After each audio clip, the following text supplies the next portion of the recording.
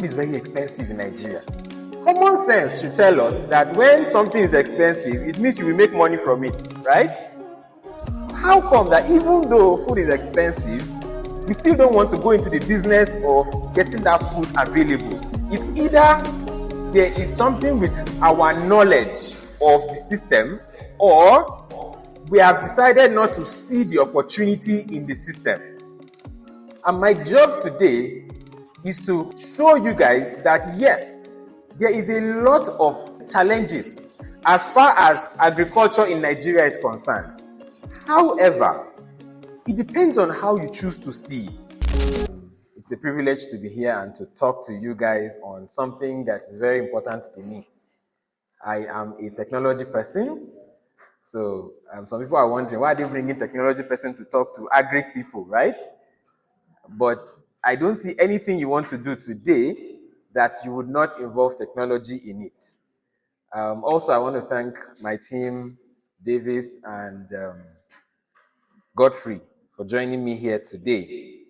Okay, so before I start, I would like to let you know that I am a married man with 4 children, as young as I look. I have 3 boys and 1 girl. So, also, I run a company called The Nebula. You may have heard about it.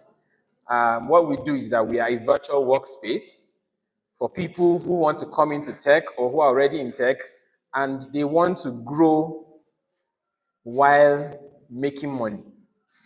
That's what we do. And at the same time, we help businesses and companies execute projects, technology projects. Okay. At the same time, I'm also a CTO. CTO means Chief Technology Officer at Farm Monitor Africa. Farm Monitor Africa is a technology company that has built a product for farmers and for people who want to support farmers. So this product is a web and a mobile app, but particularly it helps farmers to farm in the best way possible, and it gives enough data to anybody who wants to finance farmers so that they are able to make informed decisions to know if they want to invest in the farmer or not. Okay, I think I've introduced myself. Now let me get to the other reason why I'm here. Who would like to practice full-time farming after school?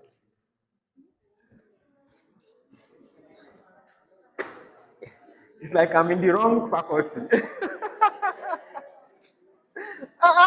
Is it not faculty of agriculture? I'm expecting everybody's hand to be up. But to be sincere, hello? To be sincere, I understand why. I understand why. And I'll be walking you through some of the reasons why I think if you say you don't want to do full-time agriculture, I can't blame you. Food is very expensive in Nigeria. True or false? But yet, you people say you don't want to do agriculture. Common sense should tell us that when something is expensive, it means you will make money from it, right? How come that even though food is expensive, we still don't want to go into the business of getting that food available? It means there's something wrong somewhere. Isn't that what it means?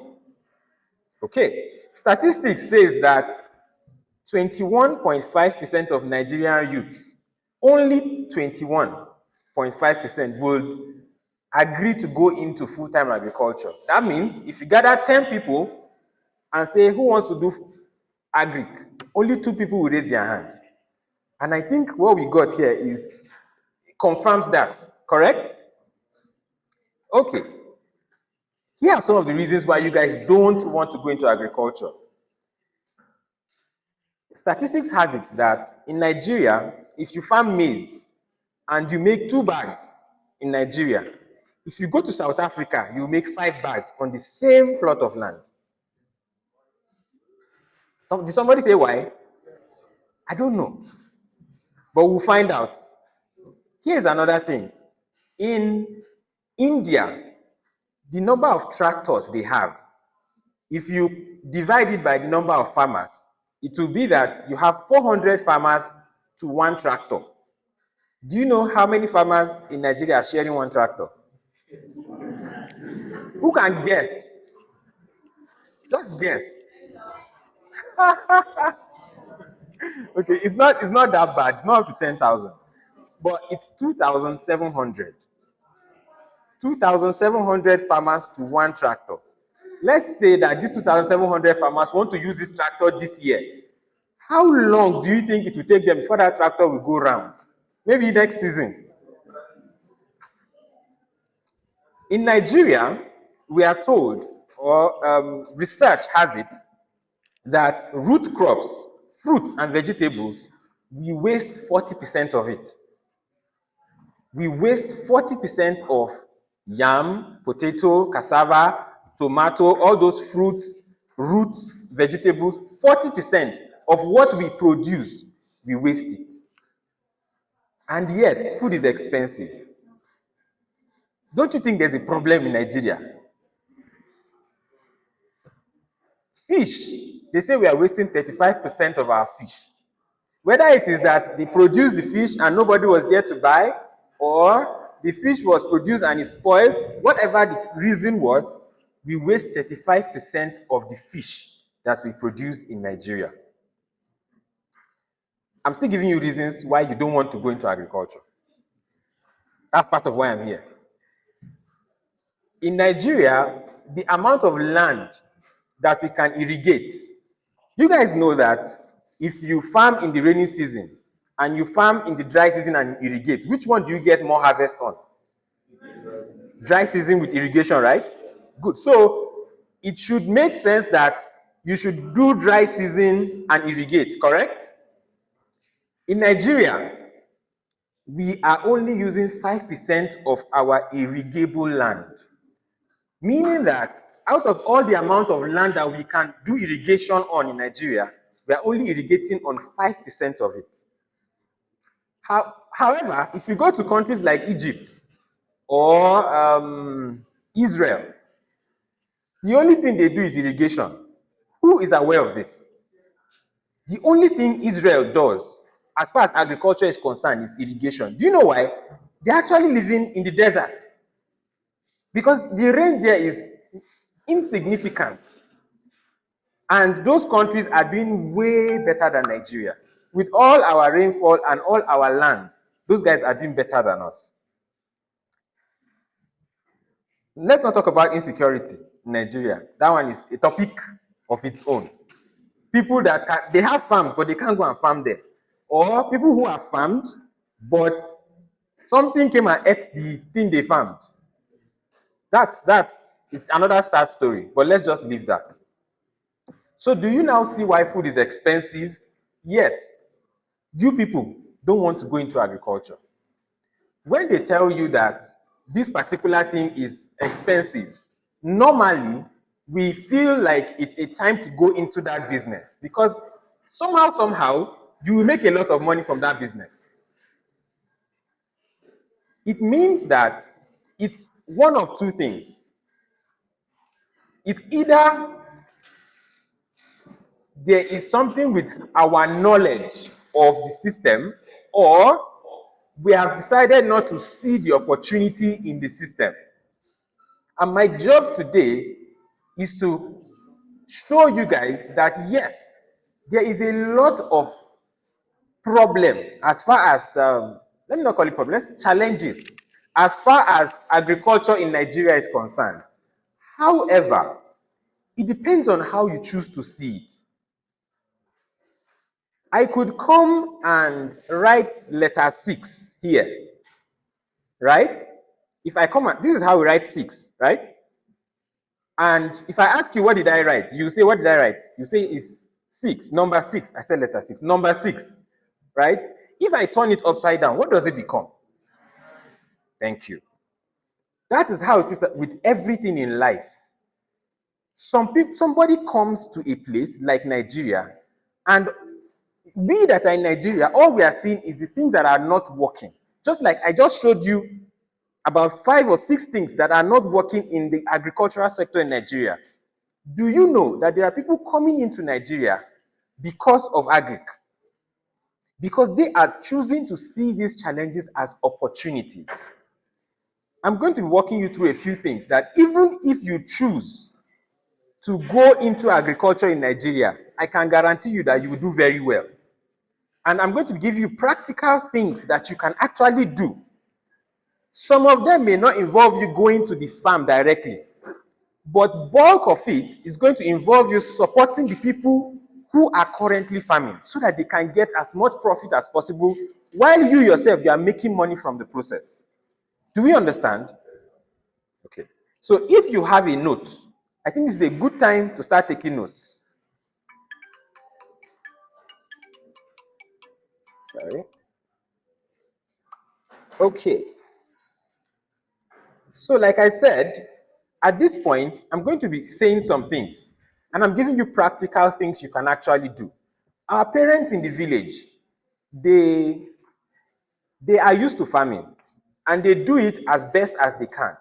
But do you know that there is a place you can position yourself as someone who has gone to school, such that you will take advantage of the agriculture they are doing to make money for yourself? And at the same time, you are making profit, and they are now farming better than they were farming before because you are now in the picture. That is the kind of thing I am about to tell you. First, how many of us know that there are solar-powered water pumps? Do we know that? Water pumps for irrigation that you don't have to buy fuel for.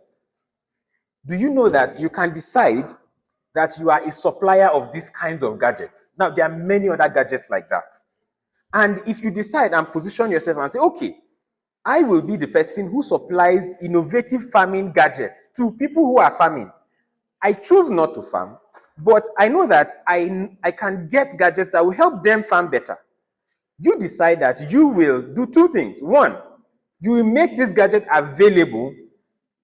Of course, when you sell it, who does the profit go to? When you sell something, who does the profit go to? You, exactly. Do you also know that when the gadget spoils, it's you they will call to fix it? Who does the money go to? Do you see that there's actually opportunity in agriculture depending on how you look at it?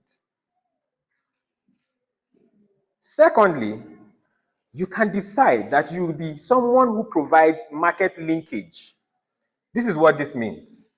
There are people who want to buy stuff and they don't know where to buy it. They want to buy food items, but they don't know where to buy it. Or they don't have trustworthy people who will give them the best produce. For instance, someone in Lagos has opened up a factory that makes sachet tomato. But within Lagos, he doesn't have enough tomato to meet this need. But he knows that tomato is also cheap in Jos.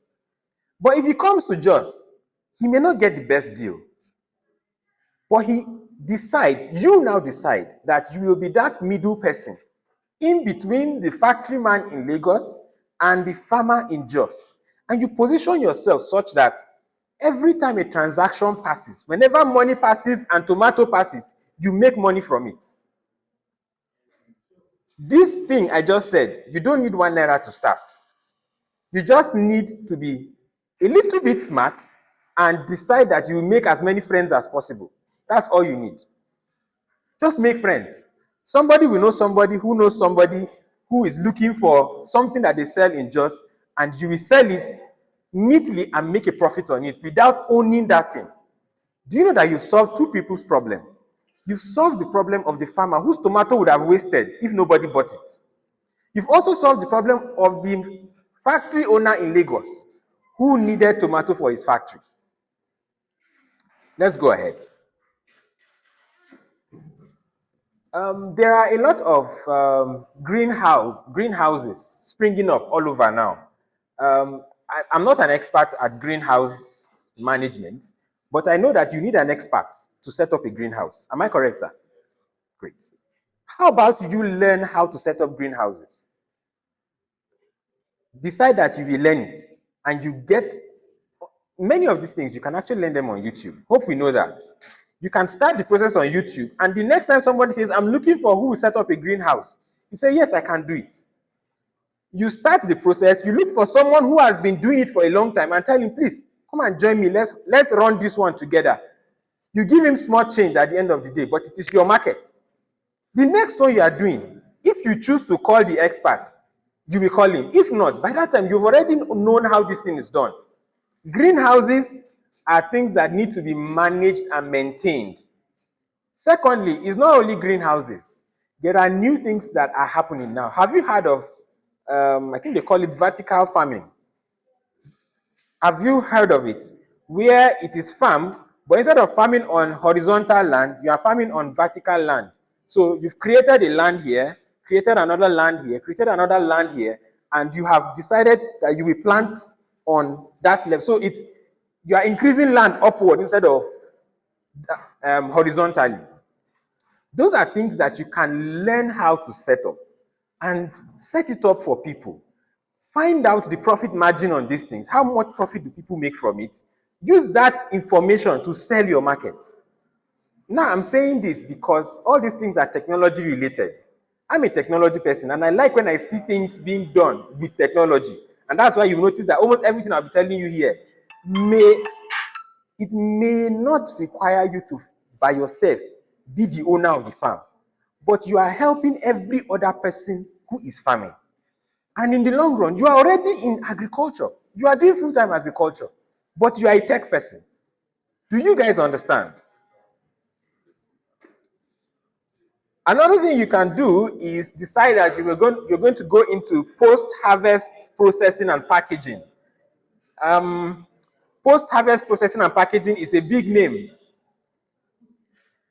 Post-harvest processing and packaging is a big name for putting something inside nylon and putting in supermarkets. Have you seen those kinds of things? Yes.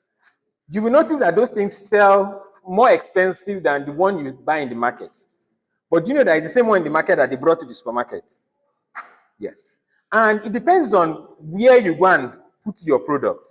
There are places where people don't buy anything that is not packaged. There are people like that. There are things they will not buy. As a matter of fact, even me, there are certain things that even though I know they sell them in Feringa, that I would prefer to buy the one that they have already cleaned and put in the supermarket for me so that I don't have to be washing it. E.g., acha. Correct? If I see acha that they have already washed and I just use it, I will go, even if it is almost double the price, I will pick it before I go and pick the other one because my time is valuable. I cannot be washing acha. Now, that's how you need to start thinking. How do I do a little extra on the thing that already exists, that is very cheap, and add my own money on top? That's simply what post-harvest processing means. For some of you, it might be that you will dry that thing so that it can last longer. E.g. tomato, you can dry tomato, I know there are drying centers in Jos now, where you just take it there and they will help you dry it and even powder it. And you just collect the whole thing. I know somebody who does the business she does. She came to Jos as an NYC copper. My time is almost up. NYC copper. They call her Waka Waka Market. You may know her. Thank you. You know her, right? Yes. That's what she's my friend. I also came to Jos as the NYC copper, by the way, for those of you that don't know. I got married. The person I married, I met her in Jos, even though she's Yoruba, but I met her in Jos. So what she does is she has people in Lagos, Ibadan, all those areas. She will buy the stuff, dry it, grind it, do whatever processing they want, and send it back to them there in large quantities. They will go there and pieces it into smaller packages and put in supermarkets. That's what she does. And many other things, of course. So you can decide that that's what you would also do. Exportation, that's another thing you can do. This one may need you to get some capital because you need to export something that is a little bit much. I was supposed to present this slide. It would have been good if I could, but there's no power. But I'll just tell you. I saw a post on Instagram recently that UK has removed duty fees for Nigerian products, over 3,000 Nigerian products, meaning that if you want to export something to the UK, food items and many other items, you don't pay duty fees on them. That means that whatever you're going to pay duty fee for is now profit in your pocket. I don't know if this other one is, I don't know if it's still the same way it is now, but this person posted that 1 kg of cashew in Nigeria sells for 1,800. But in the UK, it goes for £8. 1 kg of cashew. I think he's referring to the nut. Yes, I think he's referring to the nut, not the cashew itself. Yeah. So that it goes for 1,800. I don't know if that's still the case today, but there it's about $8. $8 is about 18,000 naira. Sorry, it's pounds or is it euros? But as the idea is that the gap is very wide. So if you get somebody who will buy this thing in the UK, even if it's half of the profit you make, it's good money for you. Really, really good money for you. So you may want to consider that. And then if you are somebody who has gone into software engineering before now, there are apps you can build for farmers or for people who want to invest in farming. Here's another thing you can do. Remember that we are looking for options, ways to think smartly in our economy that seems to be bad, right? You can be lending people money to farm. Thank God for Bank of Agriculture who came here and they told us that you can actually get loans up to 1 million naira from them for agriculture. You can also do that on your own level. Government also provides money to market women, 10,000 naira, 15,000 naira. This is not money that a lot of us here cannot afford. And if you give somebody that kind of money to farm and give you produce in return, trust me, the profit margin on these things are quite high. I have done this, I did this year. I went to Adamawa State. I went to Bali. Who knows Adamawa State today? Okay, do you know Bali? You may not know Bali, but it's one of those villages in Adamawa State. So I got some farmers, and I have somebody who lives there who I went to school with, but he had decided to go back to farm. He is my contact person there. I think what we did was 25,000 naira for 1 bag of rice. That's rice that they have not yet processed. It's still in the brown shell. So I give you 25,000. At the end of the season, you give me 1 bag of rice. That's the arrangement I had with them. So I'm expecting bags of rice, in short. Now, for me, that was not so hard because I had some money and I felt, agriculture is good. It's a place that, once it has to do with agriculture, except somebody cheats you, it's always profitable. That is the thing with agriculture. Except someone cheats you, most of the time it is profitable. So you could consider that as well. And then, last but not the least, you can choose to learn extension services. 2 things. Combine sales and advice. Sales meaning you get good seeds, bring to them, sell it to them, and show them how to use it. You get a particular machine that does a particular thing, you get it, sell it to them, and show them how to use it. You are making money by doing these things. As a matter of fact, many of the things I just mentioned today, can be side hustle for you. They don't have to be the main thing you do, but you are contributing to the agricultural sector of Nigeria. If everybody in this place decides that we'll pick one of these things and do, very soon, it's a matter of 1, 2, 3 years, food will get cheaper, at least in Plateau State, if you decide to do it. And I want to let you know also, as I round up, that if you choose to do any of these things, don't wait till you graduate. Start learning how to do that thing now, because there's no time. By the time you graduate, life will shock you. Trust me. Maybe when you go to serve, you start collecting alawi. That one will give you soft landing. Once that alawi finish, life will shock you. You'll be wishing that maybe they left your name among the people that they will pay next month, alawi, because you would have gotten used to just flexing. Therefore, this is the best time. Now, go on YouTube. How do they do hydroponics? How do they do vertical farming? What are the gadgets needed? Do I need to get a welder to concoct my own for me? Whatever you need to do, Start finding out how to do it now. Don't eat all your pocket money. Do whatever you need to do such that by the time you are out of here, you are already making money from the agriculture that you came to study. It doesn't really make sense that you studied agriculture and there's nothing connected to you and agriculture. Even us that didn't study agriculture, we are doing agriculture. I just told you my story now. I'm able to tell you this because I started coding in 200 level. I used to miss lectures. Sorry, sir. There were classes that I used to miss because I felt that what the lecturer is teaching is the same thing they taught the previous year and it's the same handout. They just told us to go to the previous guys to photocopy it. And I felt if 40 minutes, if I sit down and learn coding, it will pay me more. I'm not telling you to do that. I'm just telling you the extent to which I went. It has its disadvantages, okay? But I went to that extent because I knew that I had to have a skill by the time I was leaving school. I have a software company today because of those decisions I made. I started learning early. So, ladies and gentlemen, to take the first step, find somebody in the agric industry that fascinates you, someone that you love, that you admire. If you have anybody like that, write his name down and try and find out what he does. What are the things he knows? And start from there. That's how you grow to become. If you have somebody you admire, you have to do the kinds of things he's doing. So when you know the kinds of things he does, you start learning those things so that you can become that kind of person. So today I leave you with this. Don't be a regular student. Choose to see opportunities beneath the problems in Nigeria. And when should you start? When should you start? Thank you very much.